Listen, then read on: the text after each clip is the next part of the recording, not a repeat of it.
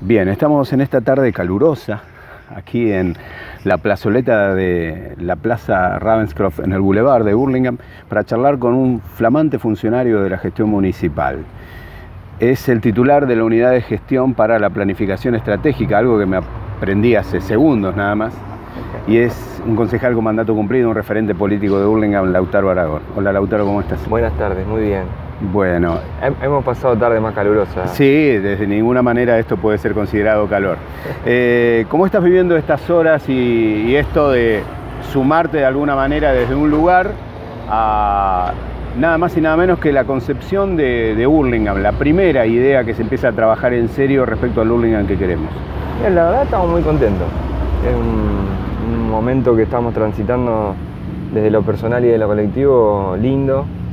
Con muchas expectativas, con muchas ganas de aportar, ¿no? Creo que la clave de asumir este rol tiene que ver con algo que decías, quizás de aportar al diseño de Hurlingham. Creo que nosotros lo que le podemos aportar a ese diseño, y un poco es la apuesta, es el proceso de construcción de este plan estratégico con participación de la ciudadanía, ¿no? Creo que la deuda que se debía a Hurlingham respecto al Código de Ordenamiento Urbano, por ejemplo, fue que los intentos que hubo quizás no estaban pensados en una lógica participativa, sino más bien en algún momento hubo una licitación a una consultora para que se construyera el Código de Ordenamiento Urbano. Después, hace 2 años, se pensó un consejo participativo también de planeamiento, pero que en realidad terminábamos estando las mismas fuerzas políticas representadas en el consejo ahí. Sí.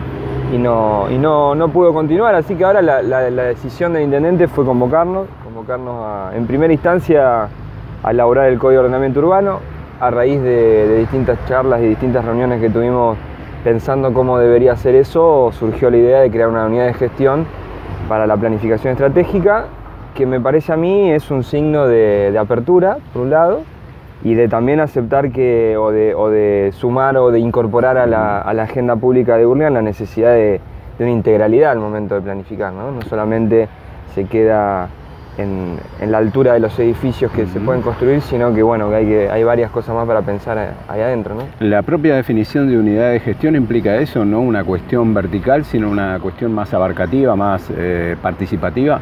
Y bueno, esa es un poco la idea, ¿no? Nos parecía que el esquema estanco por ahí de secretaría, subsecretaría, dirección, me parece que quizás nos achicaba un poco el campo de acción, y como ejes de trabajo tenemos justamente poder articular con todas las áreas del municipio, para integrar, como te decía, las necesidades, las miradas y los conflictos o problemas que tenemos que solucionar en otros ámbitos. Digo, el tránsito es un tema para abordarlo.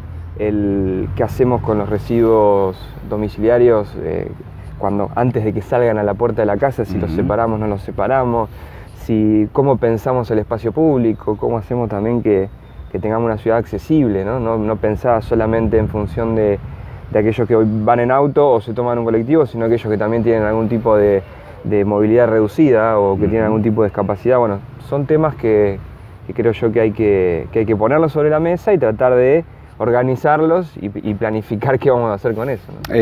Al margen de lo nuevo que se pueda gestar, también hay cuestiones que ya son vigentes, normas que tienen que ver con la vida propia de un municipio, pero que no se cumplen, ¿no? Uno está cansado de ver en la zona céntrica de Hurlingham rampas que están tapadas por automóviles. Se pensó también, obviamente, que quizá es una segunda etapa esto, la de hacer fiel cumplimiento de lo que surja de ese código. Bueno, sí, es la idea, ¿no? Yo creo que también ahí tiene que ver con la génesis de las normas y con cómo fueron gestadas, ¿no? O sea, si uno elabora una norma en un ámbito cerrado o en un ámbito solamente con especialistas o solamente con sabedores de ese tema, sí, la construcción de esa norma después no tiene la misma legitimidad y no tiene quizás la misma valoración y el mismo respeto por los ciudadanos de Hurlingham.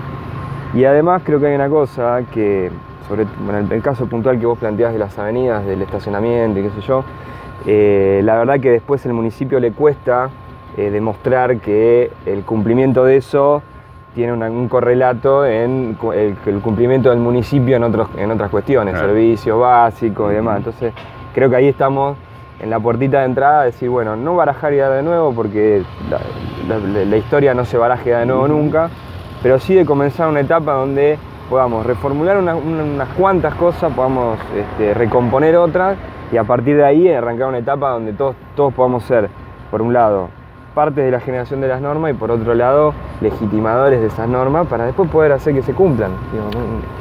Recién mencionabas que bueno, la idea no es solo convocar a colegios profesionales, ¿no? Sino sería una historia quizás hasta un poco más acotada y más simple hasta un cierto punto, pero al mismo tiempo de plazo corto para todos los intereses que conviven en una ciudad. ¿Qué otros actores sociales, comunitarios pensás que deben estar sentados en esas reuniones?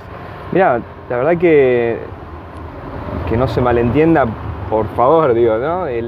Para nada desestimar la sabiduría y los conocimientos de los profesionales que son, insisto, van a ser también un actor fundamental para esto, porque yo no estudié licenciatura en urbanismo, no soy arquitecto, o sea que indefectiblemente vamos a tener que nutrirnos de sus conocimientos, pero la idea es poder complementar eso con otros actores.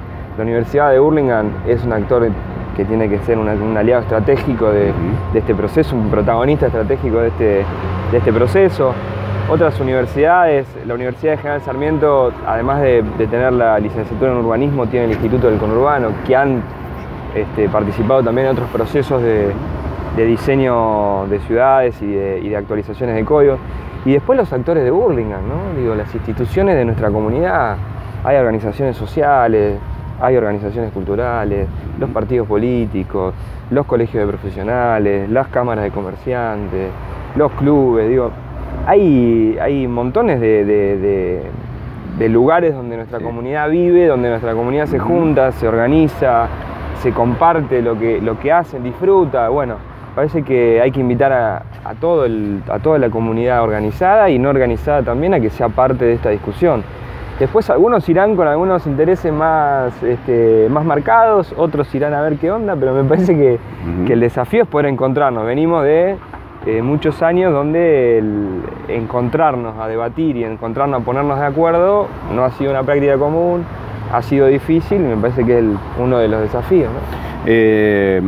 Obviamente que Hurlingham, lamentablemente con el deterioro de su actividad industrial, por un lado está cerrando casi una etapa que ojalá se pudiera revitalizar, pero parece bastante complejo. De todas maneras, esa etapa de Hurlingham industrial ha dejado el crecimiento de barrios que se han, en algunos casos, asentado en torno a la fábrica, generando esta difícil convivencia, ¿no? Un caso emblemático es el de la fábrica de Rousselot. ¿El tema zonificación aparece también dentro de los temas a resolver? Por supuesto, sí. La zonificación de la actividad que uno desarrolla en determinado territorio, en determinada parcela, en determinado terreno, es parte del Código de Ordenamiento Urbano, que obviamente se va a discutir y se va a reformular. Hay barrios, como vos decís, que no pueden, estamos a 3 cuadras de la estación Jorge Newbery y el triangulito de Jorge Newbery, como los conocemos los vecinos, está como industrial mixto, entonces puede haber industrias hasta nivel 3, que es una industria con actividad contaminante, mechado con vivienda de vecinos, entonces creo que ahí esas modificaciones va a haber que hacerlas. Lautaro, a lo largo de tu función como concejal conviviste, batallaste duro contra la cuestión sistemática de las vías de excepción. Lo charlábamos esta semana y decíamos que, bueno, quizá uno de los costados más saludables en este terreno de la gestión de Juan Zabaleta y de su bloque de alguna manera fue no haber promovido nuevas vías de excepción. Sin embargo, hay algunas que están en marcha, algunas que están abiertas todavía, ya quizás no como titular de esta unidad de gestión, pero sí como dirigente político. ¿Cómo se resuelve este tema? Mire, para empezar hay que generar un marco donde no sean necesarias las vías de excepción. Cuando nosotros nos opusimos a todas las vías de excepción, justamente el planteo no era oponernos a que haya desarrollos inmobiliarios, sino que los desarrollos inmobiliarios estén enmarcados en una norma que los contemple. Entonces, ¿qué habría que hacer con las vías de excepción? Primero, que ya hay una ordenanza sancionada, que ante cualquier vía de excepción que se plantee, el Consejo Deliberante tiene que convocar audiencia pública. Eso fue un proyecto de nuestro espacio, pero que también el intendente entendió que en esta etapa donde a él le tocaba arrancar su gestión, era un tema más que picante y más que atendible y lo incorporan a la agenda y lo aprueban. Pero insisto, las vías de excepción se acaban o dejan de existir cuando vos también tenés una norma actualizada. El Código de Ordenamiento Urbano tiene más de 30 años, con lo cual si uno lo mira abstractamente, hasta sería lógico que existan las vías de excepción. Lo que pasa es que detrás de eso estaban intereses particulares, legislar en función de privilegios y después que por lo menos la duda de por qué había concejales que votaban esas vías de excepción, digo, ¿a cambio de qué? Claro. Hay una situación que pasó de la inmovilidad respecto al tema del código a empezar a dar estos primeros pasos. Y en concreto, ¿cuándo? ¿Cómo se empieza? Seguramente va a haber mucha mirada, no solo por el tema que aborda, sino hasta por quienes están al frente de ello. Bienvenido.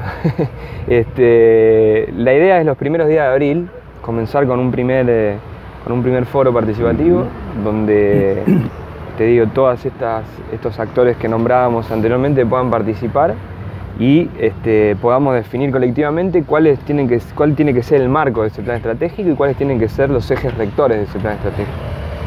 Después, en una segunda etapa, haremos una recorrida por 4 puntos de Hurlingham, 4 puntos cardinales, donde podamos convocar más en puntual a los vecinos del barrio más cercanamente y ahí empezar quizás a delinear un poco más la letra fina del plan.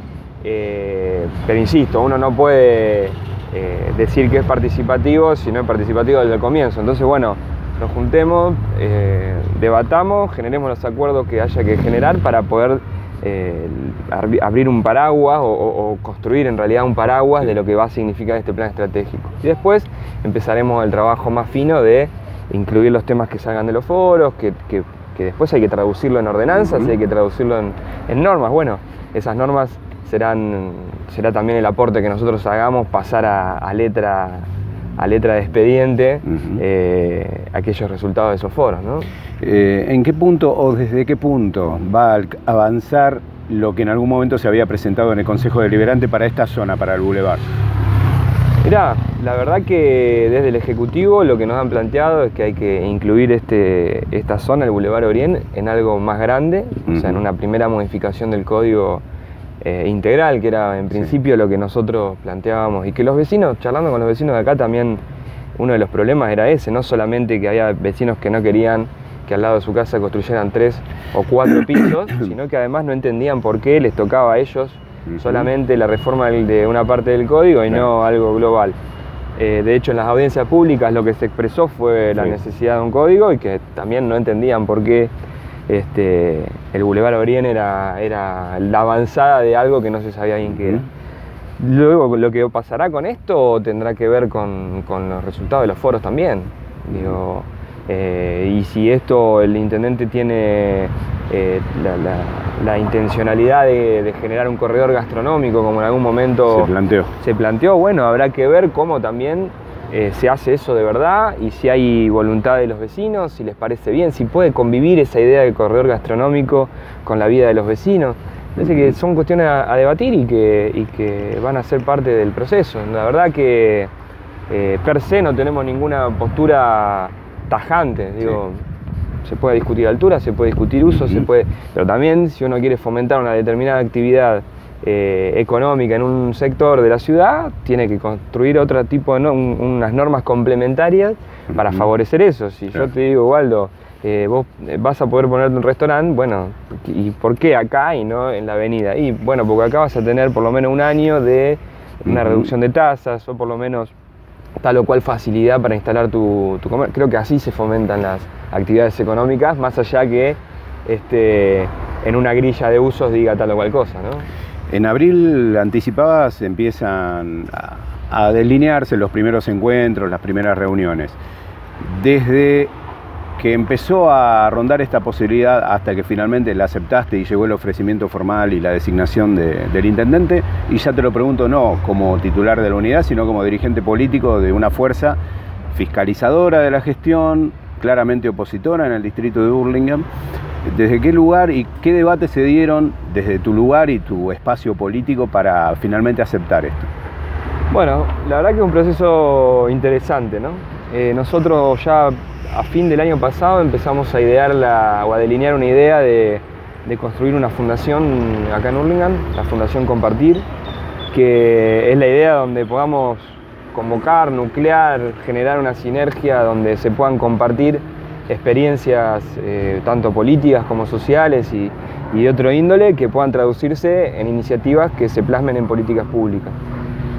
En ese proceso es donde también el intendente nos convoca y donde nosotros tomamos la decisión de poner por adelante de nuestra identidad partidaria, sin dejar de tener una identidad ideológica, sin dejar de pertenecer a un partido político y sin abandonar ninguna de las banderas que siempre llevamos adelante, pusimos por delante la oportunidad histórica de hacer un aporte a nuestra comunidad. Durante 4 años vinimos reclamando que había que construir un código de ordenamiento urbano. Si el Estado, en la figura del intendente municipal, nos convoca a protagonizar políticas públicas y encima esas políticas públicas se pueden construir a la manera que nosotros creemos que hay que construirlas, no porque creamos que somos los dueños de la verdad, sino porque son mejores para la comunidad construirlas de esta manera, y la verdad que mucho para esquivar no podíamos, digo, sí. Ya tendríamos que buscar alguna excusa bastante rebuscada justamente para esquivar esta oportunidad. Ahora, también se puede interpretar, de acuerdo al respaldo que recibas al frente de esta unidad, que si ese respaldo es retaseado, podría traducirse en, bueno, mira, te ofrecimos esto y vos lo resolviste no como lo esperábamos. Ese respaldo político puede ser clave de aquí en adelante. Sí, pero también elegimos creer que el intendente valora nuestras ideas, nuestro trabajo, nuestra postura, nuestra identidad política también, y que está dispuesto a que su gobierno articule y incorpore estas metodologías, estas ideas y estos principios que quizás no son tan fuertes en su espacio político. Me parece que ahí está un poco la clave, ¿no? Decir, bueno, vamos a hacer todo lo que podamos hacer y confiamos en que el intendente, si nos propone esto, no es para ponerle la nariz de payaso a nadie, sino que es para incorporar cosas que quizás desde su espacio político no las pueden impulsar y le proponen a otro espacio político hacerlas. Mal pensados somos los periodistas por lo general, y uno piensa mal y triunfarás, decía por supuesto, ¿no? Y con tanta razón. Esta designación no puede ser entendida también como la idea de anular, y esto lo agrego yo, a una de las voces opositoras más lúcidas, que inclusive puede marcar una agenda distinta a la que pueden proponer hoy las dos fuerzas políticas mayoritarias de Hurlingham. Yo creo que no nos anulan, digo, si se proponen eso, será problema de ellos. La verdad que, como te dije hace un rato, nosotros elegimos creer en la honestidad de la propuesta. Y en la cancha se verán los pingos, digo. Por otro lado, nuestra actividad política va a seguir siendo la misma, como te decía, quizás no desde una banca en el Consejo Deliberante, pero también la idea de construir una fundación es poder seguir teniendo un lugar donde marcar algunas cosas que quizás nos parece que tienen que ser de otra manera, con hacer propuestas concretas. Sí. Hurlingham debería avanzar hacia un gobierno abierto, hacia datos abiertos, donde los ciudadanos puedan consultar cuáles son los proveedores, cuáles son las licitaciones, que son datos que en otros lugares del mundo y en otros lugares del país están accesibles, y esas van a ser propuestas que hagamos de la fundación. El sitio, el portal Consejo Abierto va a seguir funcionando desde la fundación, y lo vamos a estar relanzando también ahora con el inicio de sesiones, con lo cual no creo que el resultado sea anular una voz opositora, sino que terminado un rol en el Consejo Deliberante y habiendo pasado un proceso, esa voz va a estar quizás de otro lado, de otro rol, pero va a seguir siendo la misma voz y tratando de representar a los mismos y a más también. Mucha suerte. Muchas gracias.